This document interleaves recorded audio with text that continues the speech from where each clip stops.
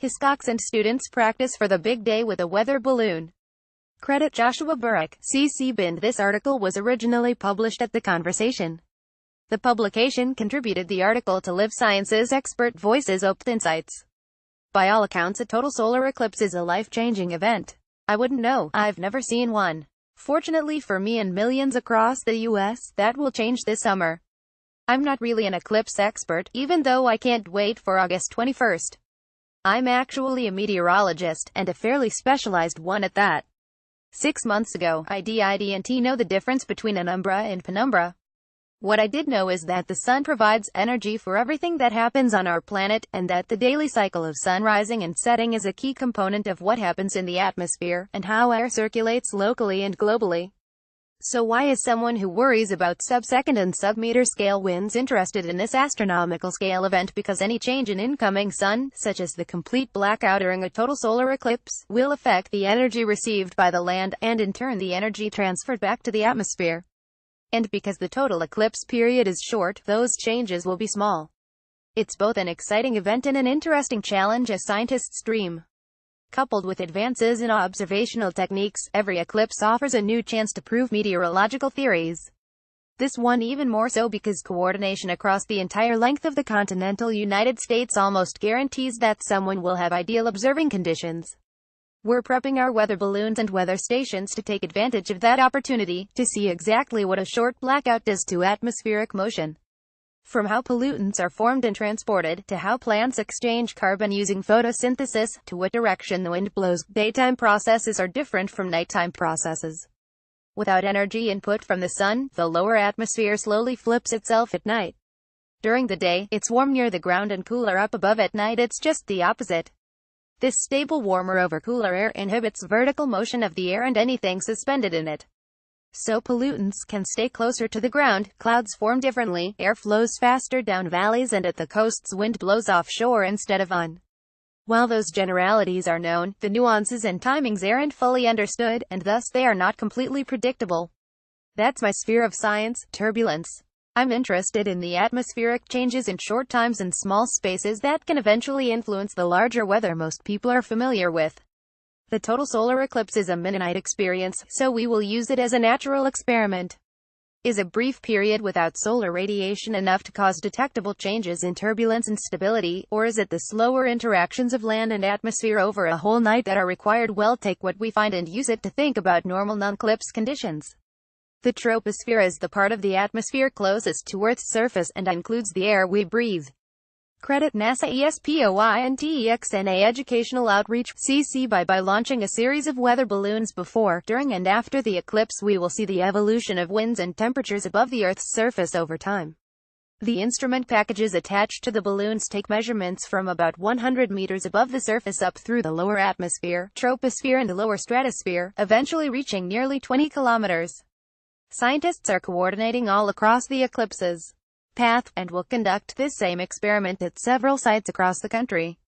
At our site in South Carolina, we are focusing on the question of whether a total eclipse can generate internal atmospheric gravity waves, parcels of air moving together as chunks trying to regain an equilibrium in temperature and density.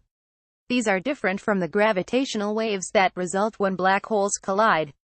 Sometimes gravity waves are visible in clouds. During previous eclipses there has been promising evidence of gravity wave activity, but not enough data from enough locations to fully understand them. The pattern of atmospheric gravity waves is visible in this satellite image of double, overlapping arcs of clouds over the Indian Ocean. Credit Jacques Descloitres Modi's Rapid Response Team, NASAGSFC, CC by the vertical profiles of temperature, relative humidity, wind speed and wind direction we collect will be used to answer a number of other scientific questions as well. First, we'll add to the sparse database of eclipse-induced temperature changes and provide quantitative measures of how strong the temperature change is and how long the lag between the total blackness at solar minimum and the temperature minimum is. We will also be able to see if the cooling when the sun disappears and sudden rewarming when it returns propagates vertically, and, if so, how far above the Earth's surface it goes. In terms of wind, questions to be answered center around changes in wind speed and turbulence intensity. We believe we will see a reduction of both, which provides further explanation for the eerie eclipse wind so often cited by human observers. This more comprehensive examination of the troposphere and stratosphere in time and space will help inform our modeling and prediction of regional weather and climate. But what if the changes are smaller? A helium-filled balloon leaves the ground quickly, ideally at 5 meters per second, and the first reliable measurement is almost 100 meters above the ground. A lot can happen in 100 meters. To fill in that gap, at our site in South Carolina, we are adding other measurements. We've erected a small tower with fine thermocouples every half meter from the ground up. These thin wires can detect temperature changes over 0.1 second time periods and will help us see if the darkness causes a very shallow layer of cooler air to start to grow under the typical daytime warmth. The tower will also house 2 sonic anemometers, sensors that use disruption in a sound pulse to measure the wind speed in 3 dimensions at very fast rates, to see if a wind shear develops near ground level. An infrared gas analyzer will record carbon fluxes throughout the eclipse period to see if there is any detectable change in plant respiration. Remember, they breathe in carbon dioxide. Some animals interpret an eclipse as night. Do the plants the USC backscatter litter at a recent field deployment in New Zealand? Credit April Hiscox. Finally, well, also deploy a litter system. That's like a radar, but with a laser that will point upward. This is to see if there are any changes in the depth of the boundary layer, a transition point between where the atmosphere is affected by the Earth's surface to the free troposphere above. And we're going to do all of this in just 2 minutes and 36 seconds. A tiny window for a big impact. A total solar eclipse is often referred to as a meteorological playground, and that is just how it feels. We're taking out all our scientific toys to see what we can find. Eclipse events are relatively rare. Meteorologists like me take what we know about the interactions between land and air to think logically about what will happen during an eclipse. But until we see it, put an equation on it and predict the next one, it still falls into the realm of theory, not reliably predictable weather.